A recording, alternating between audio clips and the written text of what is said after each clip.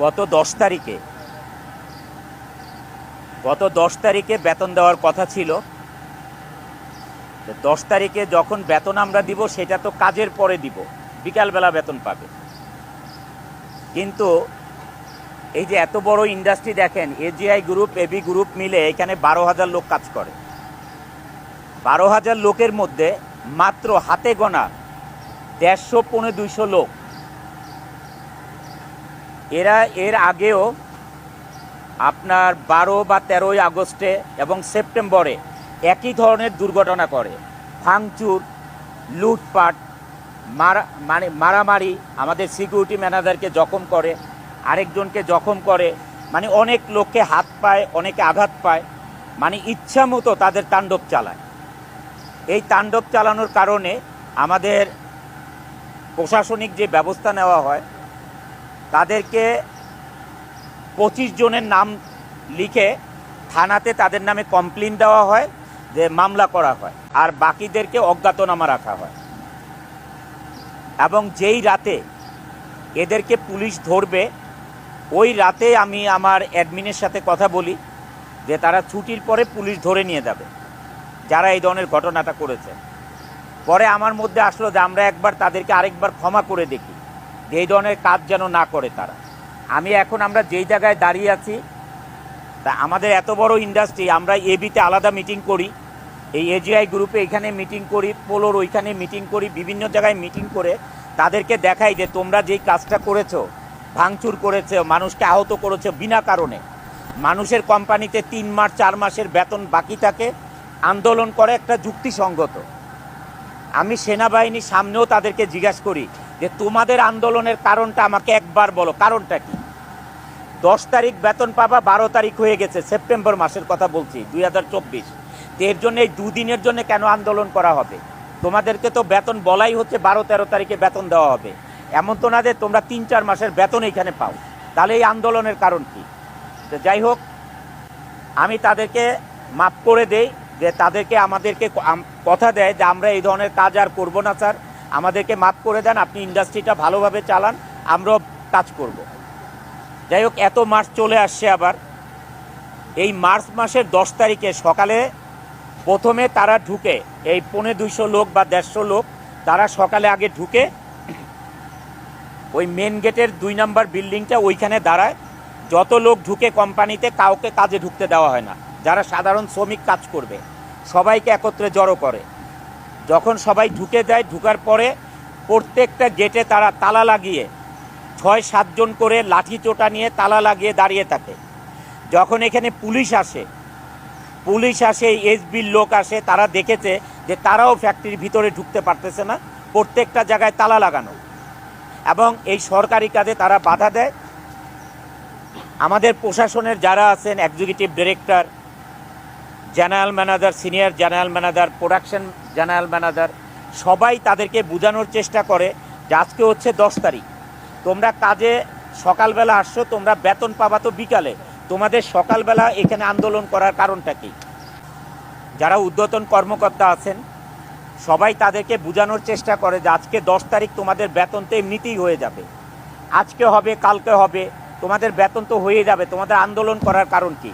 এবং আমরা যে বেতন 1 দিন বা 2 দিন দেরি হতে পারে, ফ্লোরে নোটিশ লাগানো আছে। তারপরে আমরা বাণিজ্য মন্ত্রণালয়, স্বরাষ্ট্র মন্ত্রণালয়, বিজিএমইএ, এখানে যে army camp, police camp, army cantonment, Savar থানা, বিজিএমইএ, সমস্ত জায়গায় চিঠি দিয়ে দিয়েছি মার্চের 6 তারিখে।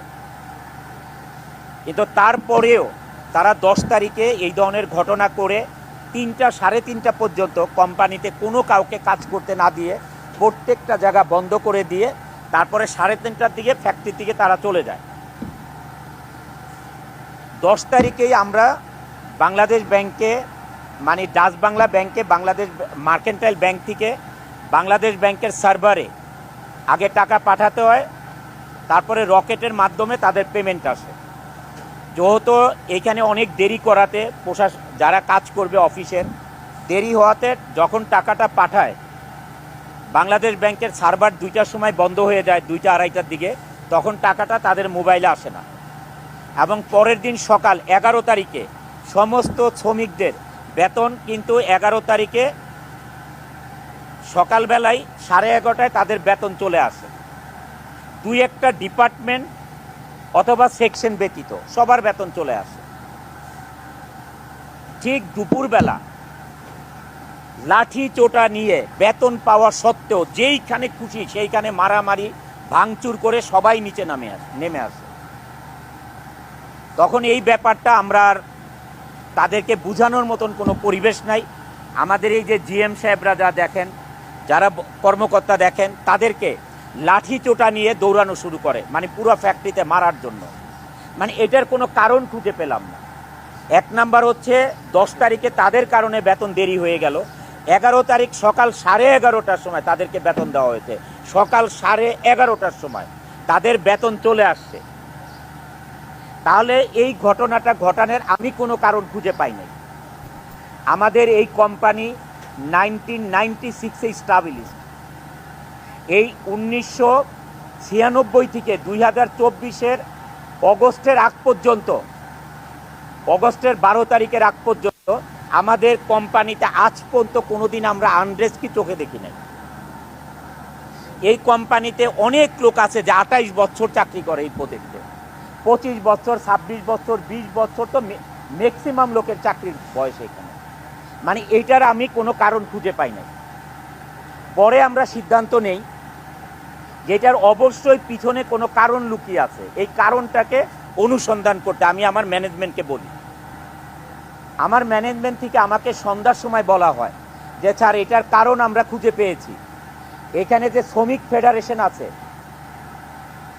শ্রমিক ফেডারেশনের যে সভাপতি নাম হচ্ছে কবির হোসেন, এ মানুষকে আমাদের শ্রমিকদেরকে লিড দিয়ে কিছুদিন আগে আমাদের ফ্যাক্টরির সামনে বসুন্ধরা গার্মেন্ট, এইটাতে সেম কাজ করেছে তারা, যে আমাদের শ্রমিকদেরকে লিড দিয়ে এই ধরনের তাণ্ডব চালাচ্ছে বিনা কারণে। আপনারা কিছুদিন আগে গাজীপুরে দেখেছেন এক শ্রমিক নেতাকে অ্যারেস্ট করেছে সেনাবাহিনী। কোন কারণে অ্যারেস্ট করেছে আপনারা সবাই মিডিয়ার ভাইরা জানেন। এই ধরনের মানুষের কাছ থেকে অর্থের লেনদেনের কারণে তারা এই ধরনের গার্মেন্টস ইন্ডাস্ট্রিতে এই ধরনের অরাজকতা চালাচ্ছে। এরা কি বুঝতেছে? সাধারণ শ্রমিকরা কি বুঝতেছে? এটা তাদেরকে ফ্রন্টে রেখে তারা টাকা কামাচ্ছে, তারা টাকা কামাচ্ছে, দেশের অর্থনীতিকে ধ্বংস করে দিচ্ছে, দেশের কর্মসংস্থানকে শেষ করে দিচ্ছে তারা। মুষ্টিমেয় কিছু লোক এই অর্থলোভী থাকাতে এই দেশের ইন্ডাস্ট্রিগুলো ডে বাই ডে বন্ধ হয়ে যাচ্ছে। আপনারা জানেন ওই আন্দোলনে সাভারে, আশুলিয়াতে, গাজীপুরে 230 থেকে 240টা এই ধরনের গ্রুপ অফ ইন্ডাস্ট্রি বন্ধ করে দিয়েছে মালিকরা। লক্ষ লক্ষ লোক শ্রমিক বেকার হয়ে গেছে। কিছুদিন আগে আমি শ্রমিক লিডারদেরকে বক্তৃতা দিতে শুনলাম যে বন্ধ ইন্ডাস্ট্রিগুলি খুলে দিতে হবে। আরে সে মালিক এখন কেন খুলে দিবে? এখন কেন গার্মেন্টস মালিকরা ইন্ডাস্ট্রি খুলে দিবে? তোমরা লিড দিয়ে এই গার্মেন্টস ইন্ডাস্ট্রি বন্ধ করতে পারো, এখন খুলতে পারো না? একটা ইন্ডাস্ট্রি বানাতে পারো না? বানায় তাদেরকে চাকরি দাও। একটা ইন্ডাস্ট্রি এরকম করে বানায় তাদেরকে চাকরি দাও না পারলে। এখন কেন গার্মেন্টস মালিকদেরকে খুলতে হবে এইসব বন্ধ ইন্ডাস্ট্রি? আমরা বেতন বোনাস ঠিক টাইমই পাচ্ছি, কিন্তু কিছু সন্ত্রাসী গোষ্ঠী, বিভিন্ন উচ্ছৃঙ্খল গোষ্ঠী আমাদের কাজ করার জন্য বাধাপ্রাপ্ত হয়। তারা বিভিন্ন সময় মেইন সুইচ অফ করে দেয়, লাইন বন্ধ করে দিয়ে শ্রমিকদেরকে নিয়ে এসে আন্দোলন করতে চায়। যদি কেউ না আসতে চায় তাকে মারধর করে, যদি কেউ বাধা প্রতিবন্ধকতা করে, ছুটির পরে হেমায়তপুর স্টানে বা আশপাশ ফ্যাক্টরির আশপাশে হামলা করে। এবং ভবিষ্যতে আমরা খুব অনিশ্চয়তার মধ্যে আছি। আমাদের অনেক ভাই এখন হসপিটালে ভর্তি আছে, ভবিষ্যতে আমাদের উপর অ্যাটাক হইতে পারে। এই জন্য আমরা খুব চিন্তিত আছি, আমার পরিবার নিয়ে খুব টেনশনে আছি যে কখন আমাদের উপর সন্ত্রাসী হামলা হয়।